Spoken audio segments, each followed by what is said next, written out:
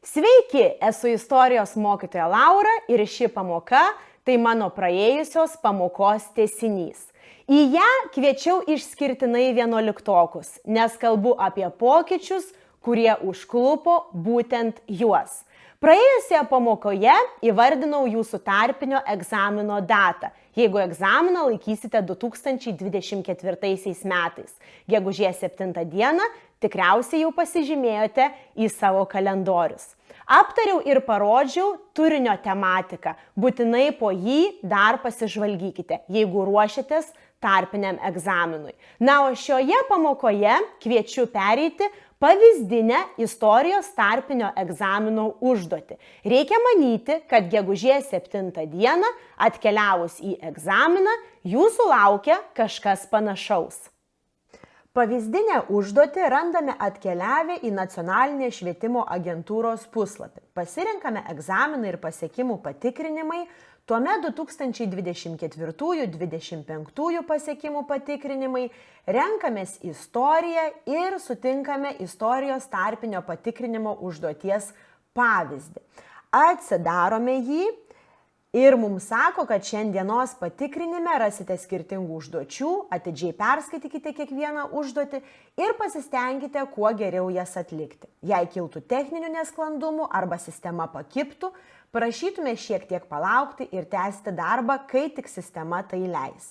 Jeigu jūsų egzamino patikrinimo metu sistema pakibtų, irgi neišsigąskite, taip gali būti pirmas kartas visgi ir nesutrikite. Leiskite tiesiog žinoti vykdytojui, kad taip atsitiko ir tęsite darbus, kada sistema atsigaus.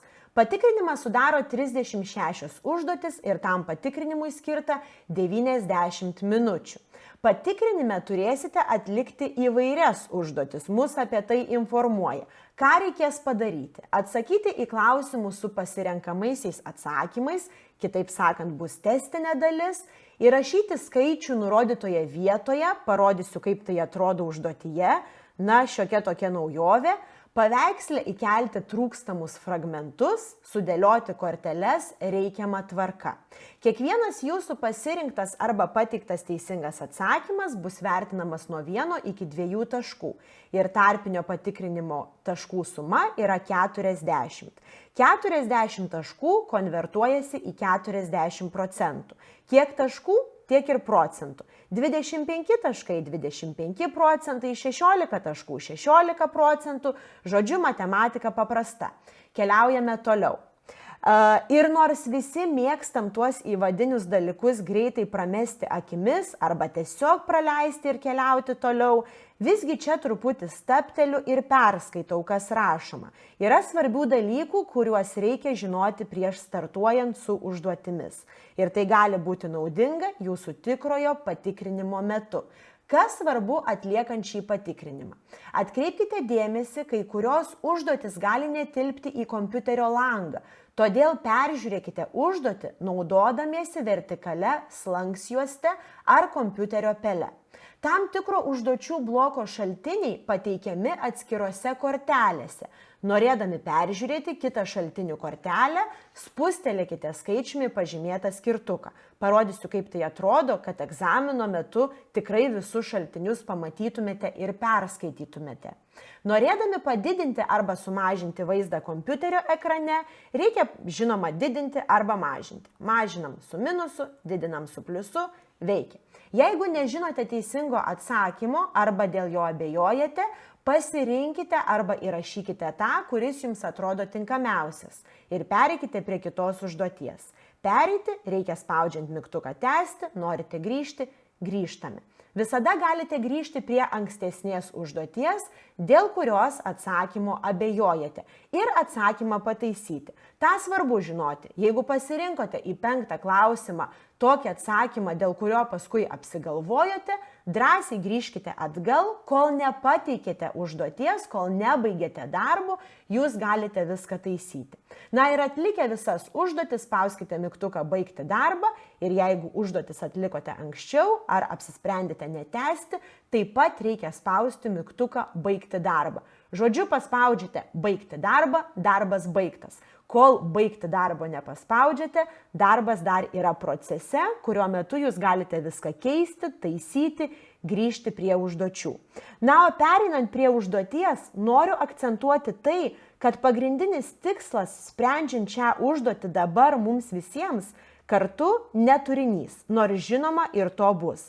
Vieną kitą dalyką žinoma, kad priminsiu jums, pakartosime, bet šios pamokos esmė įsigilinti į tarpinio patikrinimo formą, užduočių pobūdį, netgi tam tikrus techninius niuansus, nes kažkas panašaus lauks jūsų būtent jūsų patikrinimo metu.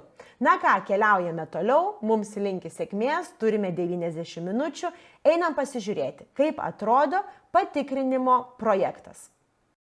Pirmas klausimas, kurios skulptūros autorius yra Augustas Rodėnas. Augustas Rodėnas prancūzijos skulptorius XIX amžiaus vidurio 20 amžiaus pradžios, o vienas jo garsiausių darbų tai skulptūra Mąstytojas, būtent ši. Pradedam nuo vaizdinių šaltinių, o jų gali būti įvairių. Tai skulptūros, paveikslai, freskos.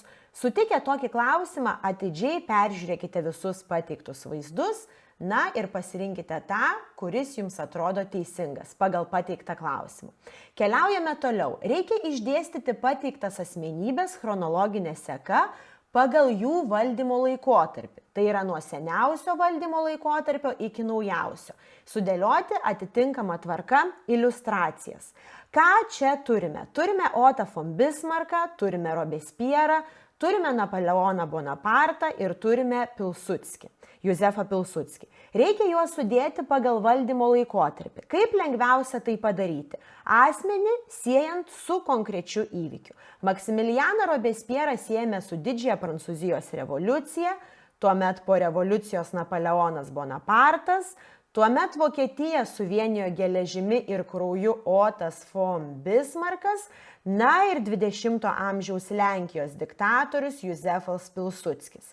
Jeigu tempdami iliustraciją suklydote, drąsiai keiskite vietomis, matote, jas galime tampyti, peržiūrime, ar teisingai sudėliojame ir keliaujame toliau.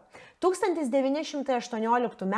vasario 16 dienos akto ištraukoje pasirinkite teisingą praleistą valstybės pavadinimą.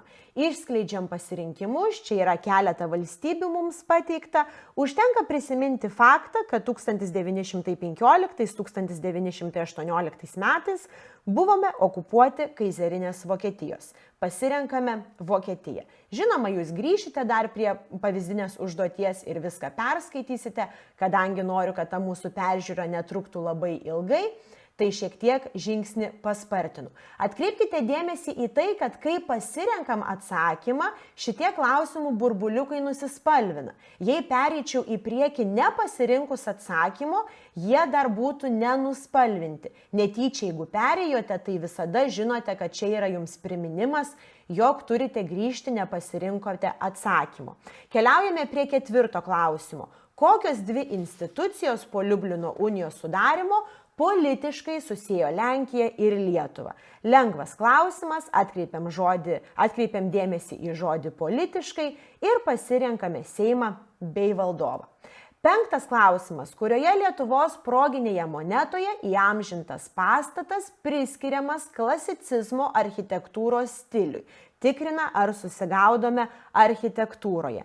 Tytuvėnų architektūrinis ansamblis yra barokas, Pažaislio vienuolynas barokas, Biržų pilis renesansas, na, o Vilniaus katedra tikrai klasicistinė.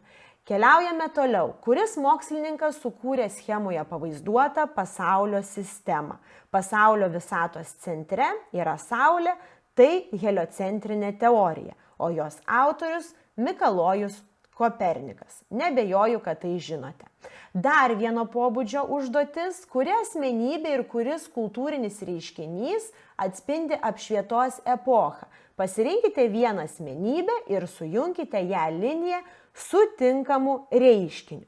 Peržiūrim asmenybės ir jų sąraše atrandame apšvietos asmenį Džoną Loką. Aš pasirenku jį, o reiškinį tai prigimtinių teisių teorija. Tai būtent apie apšvietą. Jeigu netyčia sujungiate neteisingai, tarkime, apsigalvojau, galiu per iksiuką ištrinti, bandyti dar, vėl apsigalvojau, vėl trinu ir sujungiu taip, kaip man atrodo tinkamiausia. 8 klausimas. Kuris bruožas nėra būdingas viduramžių istorikų veikalams kronikoms? Dievo veikimas istorijoje, griežtai chronologinis įvykių dėstymas, išskirtinių įvykių, žygių, mūšių, valdovų veiklos aprašymas ar kritiška informacijos atranka ir jos vertinimas. Na, nėra būdinga tikrai kritinė atranka. Viduramžiai ne apie tai. Kuriame paveiksle pavaizduotas heraldikos disciplinos tyrimo objektas. Čia kalba eina apie pagalbinius istorijos mokslus.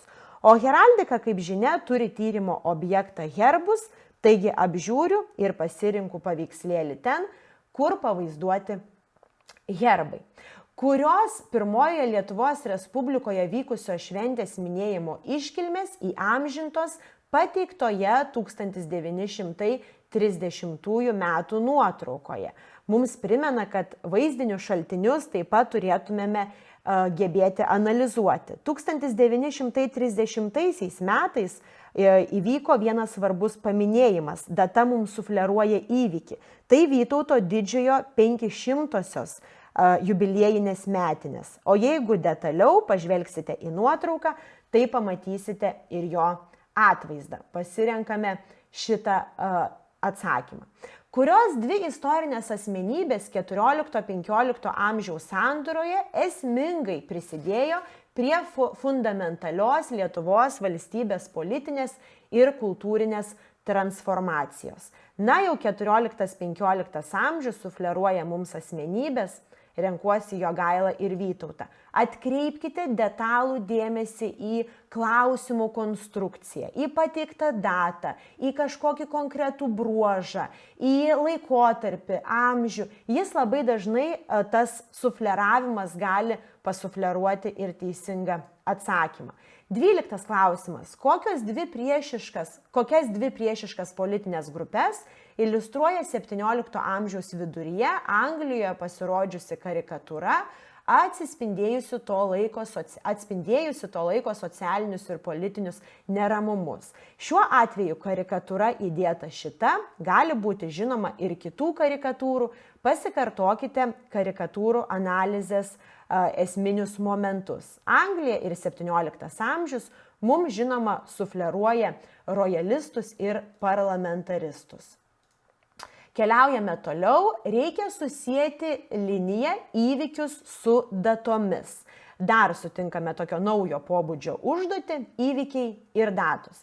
Kaip siūlau pradėti, nuo ko pradėti, ką tiksliai žinome, tą ir sujunkite iš karto. Iš viso šito pateikto įvykių srauto, manau, kad Krėvos unija tikrai turėtų būti žinoma 1385 metai. Tada galbūt knygų spausdinimo pradžia, prisiminsite Johaną Gutenbergą, renkuosi 15 amžiaus vidurį, Karolis Didysis karūnuotas imperatoriumi 800 metais, na ir lieka generalinių luomų sušaukimas. Vėlgi, jeigu apsigalvojote, drąsiai žymėkite, trinkite ir darykite taip, kaip atrodo teisingiausia. Galite visada keisti savo pasirinkimą, kol dar nepateikėte darbo. Keliaujame prie 14 klausimo ir sutinkame žemėlapį. Ant tų skaičiukų žemėlapyje galima spaudinėti, tai yra jūsų pasirinkimas, tą darykite drąsiai, o klausimas skamba taip. Kurios valstybės prezidentas buvo Tomašas Garikas Masarikas? Atsakykite pasirinkdami būtent teisingai, pažymėkite valstybę. Dvigubas toks klausimas, reikia ir tą Masariką žinoti ir reikia žinoti, kurią valstybę norite pasirinkti. Norint nespėlioti, turite prisiminti, kad Masarikas yra Čekoslovakijos prezidentas, pareigas jis ėjo net 4 kadencijas iš eilės, na ir pasirinkti, kur čia pažymėta Čekoslovakija. Tai čia antruoju skaičiumi pažymėta Čekoslovakija. Keliaujame prie 15 klausimo, pasirinkite 1992 metų Lietuvos Respublikos Konstitucijos 4 straipsnėje praleistą žodį. Aukščiausią suverenę galią turi kas? Žinoma, kad turi tauta. Nuo 16 klausimo pereinam prie šaltinių analizės. Taigi 16-36 klausimai yra būtent apie šaltinius. Istorijos tarpinio patikrinimo projekte yra pateikti 3 skirtingi šaltinių blokai. Labai tikėtina, kad tiek bus ir tikrojo egzamino metu.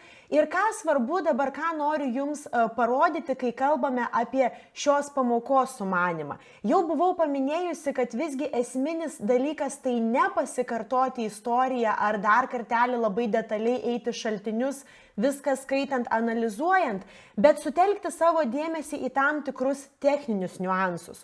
O tų dalykų tikrai yra, tokių, kuriuos noriu jums parodyti ir kad jums jau pakankamai būtų aišku tie momentai jūsų egzamino metu.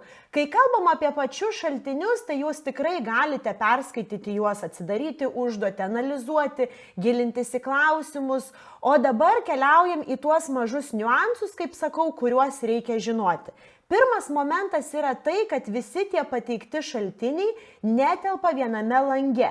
Tai mes matome čia A šaltinį, B šaltinį ir tada spustelėje ant kitos kortelės matome C ir D šaltinį. Kai sutinkate naują šaltinių bloką, tikrai apžiūrėkite visus tuos šaltinius, nepamirškite pereiti į tą kitą puslapį. Bet gera dalis yra tai, kad prie klausimo pateikto visada yra ir tas šaltinis, iš kurio yra atsakymas, arba kuriuo turite remtis, rašydami, galvodami, pasirinkdami atsakymą. Taigi jums nebereikia grįžti, ieškoti, blaškytis, šalia šaltinis, šalia klausimas ir atsakymas. Tai 16 klausimas, kurio valdovo valdymo laikotarpis ir kuri valdymo forma aprašoma šaltinyje. Aišku, jūs perskaitysite šaltinį, detaliai pasižiūrėsite, dabar taupant laiką, šios pamokos nedarant tokia labai ilga. Tiesiog, kadangi aš jau nėra ko slėpti, peržiūrėjus daug kartų tą pavyzdinę užduotį, galiu iš karto rinktis tam tikrus atsakymus ir keliauti toliau, rodydama jums tam tikrų klausimų formuluotės. Taigi čia nieko naujo, mes jau turėjome ir mūsų ką tik praeitoj pirmoji daly, tai tiesiog reikia pasirinkti valdovą, valdymo formą ir sujungti vieną su kitu. Keliaujame toliau. Čia iš A šaltinio taip pat sutinkame galimus pasirinkimus. Testo klausimas, kuris bruožas nebūdingas valstybės valdymo formai aprašytai A šaltinyje. Į A šaltinį įsigilinę mes tikrai galime drąsiai pasirinkti, kad reguliarūs luomų atstovų susirinkimai tikrai nebuvo būdingi. Tuomet mes turime pateiktą B šaltinį ir C šaltinį. B šaltinis iš 1791 metų konstitucijos, o C šaltinis tai Montesquieu knyga apie įstatymų dvasią. Ir remdamiesi B šaltiniu mums reikia nurodyti, kurį valstybingumo principą suformulavo C šaltinio autorius. Tikriausiai prisimenate, C šaltinio autorius Montesquieu yra valdžios padalijimo autorius. Valdžia padalinta į įstatymų leidžiamąją, vykdomąją ir teisminę. Keliaujame prie 19 klausimo, vėlgi turime B šaltinį viršuje. Reikia perskaityti teiginius ir pasirinkti, ar tai yra teisingas teiginys, ar tai yra klaidingas teiginys. Grįšite tikrai į egzamino užduotis dar kartelį, nebejoju, kai ruošitės jau savo patikrinimui iš esmės, kartosite prieš jį, perskaitysite ir pasirinksite tikriausiai būtent tai. 20 klausimas, reikia nurodyti D šaltinėje pavaizduotą istorinę asmenybę ir jos titulą, atpažįstame Napoleoną Bonapartą ir tuomet mums tikrai lengva pakankamai sujungti, nes žinome 1804, kuomet jis tapo imperatoriumi, karūnuotas gražiojoje Notre Dame katedroje. Na, o 21 klausimas siūlo pasirinkti teisingą atsakymą, pabaigti sakinį. D šaltinėje pavaizduotos asmenybės valdomojo valstybėje, kas buvo padaryta. Buvo įtvirtinta piliečių lygybė prieš įstatymą, ar įvesta visuotinė rinkimų teisė, ar nutraukti visi ryšiai su popiežiumi, ar sugrąžintos luominės privilegijos. Mums Napoleono kodeksas sufleruoja, civilinis kodeksas sufleruoja būtent šį teisingą pasirinkimo atsakymą. Na ir kuri valdymo forma buvo įvesta D šaltinėje pavaizduotos asmenybės valdomoje šalyje, kai ši asmenybė prarado valdžią ir kaip vadinamas šios valdymo formos įtvirtinimo procesas. Reikia prisiminti tą situaciją po Napoleono pralaimėtų karų, po jo ištrėmimo, tikriausiai nesudėtinga pasirinkti teisingą atsakymą, tai buvo konstitucinė monarchija, na, o tas procesas tai yra restauracija. Būtent restauruojame tą padėtį tuometinėje Prancūzijoje. Dar vienas pateiktas šaltinių blokas, kurį išanalizavę, apžiūrėję visus pateiktus šaltinius, turime atlikti 23-28 užduotis. Čia yra tam tikrų techninių naujovių, niuansų, į kuriuos būtinai noriu atkreipti jūsų dėmesį. Bet pradžioje apžvelkime šaltinius. Jie irgi į vieną lapą netelpa, reikia pasirinkti skirtukus skirtingus, kad pamatytumėm visus. A šaltinis tai Daukšos postilė, tuomet B šaltinis architektūriniai šedevrai, na ir C šaltinis Beikono mintis. Keliaujame prie klausimų, į kuriuos turime atsakyti, remintis pateiktais šaltiniais. Kurioje epochoje buvo sukurti visi A, B, C šaltiniuose pateikti kūriniai. Tikriausiai peržiūrėjus visus kūrinius lengviausia pasirinkti epochą, atkreipiant dėmesį į architektūrą, nes šie architektūriniai šedevrai tikrai barokiniai. Toliau keliaujame prie 24 klausimo. Kurias dvi pastraipas A šaltinio autorius pasitelkia kaip palyginimą, kad sustiprintų savo teiginius apie gimtosios kalbos prigimtinį charakterį. O prie 24 klausimo pasitinka mūsų naujovė. Visas rašytinis šaltinis, jūs matote, yra padalintas į tam tikras dalis ir jos yra sunumeruotos. Noras patikrinti, kaip jūs gebate analizuoti šaltinius. O kadangi pati sumanimo sistema yra tokia, kad viskas atliekama elektroniniu būdu ir taisymas toks, taigi reikia nerašyti žodžius, nerašyti atsakymą žodžiu, o nurodyti skaičius, kuriuose yra tam tikroje vietoje, tam tikroje dalyje atsakymas. Taigi klausimas skamba apie palyginimą. Kas labai svarbu, kad jūs egzamino metu detaliai perskaitytumėte visą šaltinį ir atkreiptumėte dėmesį į tam tikras eilutes. Matote, reikia tiesiog rinktis. Na, o jeigu neįsigilinote arba sunku suprasti, tai vis tiek pasirinkite kažkokį variantą, tikrai nepalikite to atsakymo tuščio.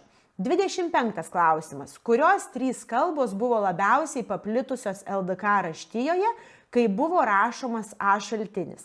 A šaltinis tai yra Daukšos postilė. Ir čia yra įdomumas ir naujovė ta, kad galite pasirinkti daugiausiai 3 pasirinkimus, tai jums nurodo, kad tikriausiai bus tas atsakymas ne vienas. Aš renkuosi lenkų kalbą, renkuosi lotynų kalbą ir renkuosi rusėnų kalbą. Keliaujame toliau. Kurie 2 bruožai iš pateiktų būdingų B šaltinyje nurodytų sakralinių pastatų architektūros stiliui būdingi? Matome baroką, matome surašytus bruožus, mums reikia pasirinkti, kas būdinga barokui. Ir vėlgi pasako, kad turime pasirinkti daugiausiai 2 dalykus. Architektūros stiliai turi daug skirtingų bruožų ir čia sumaišyta, pateikta įvairių architektūros stilių bruožai. Prie baroko renkuosi įmantrumą ir prabangumą. Ir keliauju toliau. Ką savo gyvenamoje epochoje kritikavo A ir C šaltinių autoriai? Reikia pasirinkti tinkamus atsakymus. Vėlgi tie atsakymai išsiskleidžia, tai patiems rašyti nieko nereikia. Reikia tiesiog pasirinkti, ką kritikavo A šaltinio autorius. Kai įsigilinsite į šaltinius, tikrai nesudėtingai pasirinksite. Aš renkuosi gimtosios kalbos nuvertinimą ir pamiršimą. Na, o C šaltinio autorius savo kritiką skyrė senajam mokslui ir pažinimo metodui. Keliaujame toliau ir keliaujame prie 28 klausimo. Kas sudarė prielaidas atsirasti A, C ir C šaltiniams tokia materialia forma, kurie jie kuria jie pasirodė. Tai spaudos presas, jo išradimas leido turėti būtent šitą tokią materialinę formą. Kas yra labai svarbu, tai kad jūs detaliai skaitytumėte šaltinius. Aš žinoma, kad tai padariau prieš šios pamokos filmavimą, dėl to drąsiai keliauju, renkuosi tam tikrus dalykus, o jūs egzamino metu tam skirkite tikrai detalų dėmesį. Įsigilinkite, pasirinkite, geriausiai teisingai ir keliaukite toliau. Na ir keliaujame prie paskutinio šaltinių bloko, kuris pateiktas pavyzdinėje tarpinio istorijos patikrinimo užduotyje.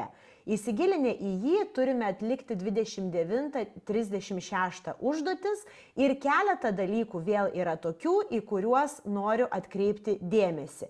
Čia kol kas viskas labai jau matyta ir girdėta.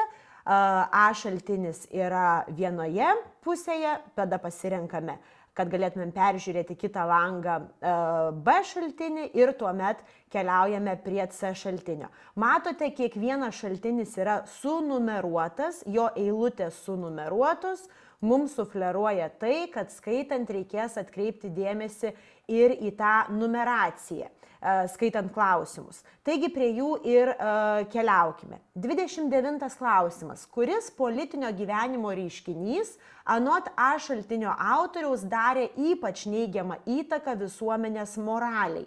Įrašykite A šaltinio eilutės, kurioje tai nurodoma skaičių.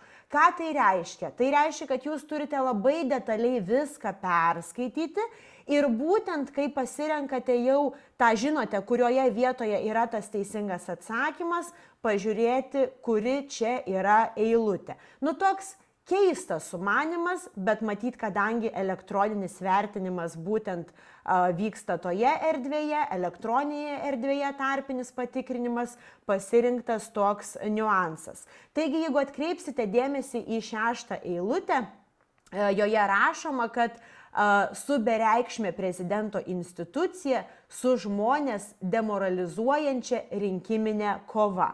Tai čia mes turėtumėme atkreipti dėmesį į tą rinkiminę kovą, kuri daro neigiamą įtaką visuomenės moraliai. Ir įrašyti teisingą savo pasirinkimą, tikėtina teisingą, to jums labiausiai linkiu, kiek įmanoma daugiau teisingų atsakymų, būtent teisingą skaičių. Vienas mano paprastas patarimas. Jeigu nežinote, dvejojate tarp dviejų pasirinkimų, ar nežinote vis tiek įrašykite kažkokį skaičių. Pabandykite atlikti užduotis taip, kad nepaliktumėte tuščių vietų. Už nepasirinktą variantą, už neįrašytą dalyką, taškų balų tikrai negausite. O jeigu dvejojate, tai rašykite ir tą savo abejotiną variantą. Tai egzamino metu kur kas geriau negu palikti išvis tuščią. Mano požiūris, mano pozicija šiuo klausimu būtent tokia. Keliaujame prie 30 klausimo ir vėlgi turime klausimą, kokio pagrindinio tikslo Smetona siekia valstybėje. Vėl skaitome detaliai visą pateiktą šaltinį ir vėl ieškome atsakymo. Kadangi aš jau perskaičiau, kaip minėjau, tai rašau atsakymą 9, nes eilutėje Smetona kalba apie visuomeniai kylančią tautos vienybės, apie visuomenės tautos vienybės reikalą ir čia yra būtent tas teisingas pasirinkimo variantas. Vėlgi, sumanymas tikriausiai yra naujas ir reikia pabandyti prieš tarpinį egzaminą atlikti tokio pobūdžio užduotį. Čia dar vienas mano toksai šauksmas į tai, kad jūs atsidarytumėte egzamino užduotis, bandomasias tas užduotis ir pereitumėte jas kaip pasibandymo variantą. Tuomet jūsų egzamino metu tikrai manau, kad įveiksite tokio pobūdžio užduotis kiek įmanoma lengviau. 33 klausime mums siūlo, prašo mūsų palyginti A ir B šaltinius ir rašyti šių šaltinių eilučių, kuriuose yra vertinama įstatymų leidžiamoji valdžia valstybėje skaičius. Taigi grįšime prie šaltinio, skaitysime A šaltinį, skaitysime B šaltinį iš Truskos knygos ir tuomet įrašysime tas eilutes, kurios pateikia tą teisingą atsakymą. Turėkite omenyje tai, kad įrašę vėlgi visada galite keisti ir jeigu suklydote, tai drąsiai tai darykite, grįžkite atgal ir įrašykite tuos dalykus, kurie manote yra teisingi. Keliaujame prie 34 klausimo, vėlgi reikia įrašyti C šaltinio eilutės, kurioje įstatymų leidžiamoji valdžia vertinama panašiai kaip A šaltinyje. Visgi sutikite, kad šaltinių analizė jau yra tikrai sunkesnis reikalas nei testo klausimai, nei kažkokie vaizdiniai šaltiniai, jų analizė. Tai dar vienas mano patarimas tiesiog analizai tai pasilikti kiek įmanoma daugiau laiko. Visgi testiniai klausimai turėtų eitis greičiau, o prie šaltinių turėtumėme stabtelti, turėti laiko juos perskaityti, įsigilinti į juos, tada ir tas eilutes būna lengviau pasirinkti. 35 klausimas, vėl toks naujas sumanimas, prašo sudėlioti šaltinius, žyminčias korteles į lentelę pagal Smetonos politikos vertinimą. Nepalankiai, palankiai ir nuosaikiai. Taigi prie kiekvieno šaltinio mes turime, tiesiog kiekvieną šaltinį turime tempti ir sudėti, kur kas mums atrodo teisinga. Vėlgi, jeigu egzamino metu noriu perdėlioti, drąsiai tai darau, drąsiai keičiu, drąsiai vėl gražinu, labai svarbu, kad, matot, nepavyksta, vėl bandau, kad viskas būtų taip, kad galėtumėm judėti toliau. Na ir paskutinis klausimas, kodėl Antano Smetonos valdymo sistemos ydingumas ypač išryškėjo nepriklausomybės praradimo išvakarėse. Vėlgi čia reikia mums pasirinkti šaltinį ir tada įvardinti tam tikras eilutes, kuriuose mes tą atsakymą pamatėme, kur įžvelgėme tam tikrą tiesą parašytą iš klausimo ir tuos atsakymus. Taigi užduotis atlikome visus, tokiu greituoju būdu perėjome. Jeigu dar lieka laiko egzamino metu, labai rekomenduoju grįžti ir peržiūrėti, ypatingai tuos klausimus, dėl kurių atsakymų abejonių šiek tiek kilo, tą galite drąsiai padaryti. Nepalikite klausimų be atsakymų, tikrai įvardinkit viską, pasirinkite viską, nurodykite viską, surašykite, nes tai tikrai geriau nei palikti egzaminą tuščią. Spręskite patys, sunki ar lengva ši tarpinio patikrinimo užduotis. Jos pavyzdys, faktas tas, kad joje įvairios užduotis. Ir vaizdiniai, ir rašytiniai šaltiniai, ir testo klausimai, ir šaltinių analizė, ir datos, ir asmenybės. Tikriausiai tai bus ir jūsų tikrojo tarpinio patikrinimo metu. Kai paspausite baigti darbą, jūsų egzaminas bus baigtas. O aš iš visos širdies linkiu ko geriausio rezultato.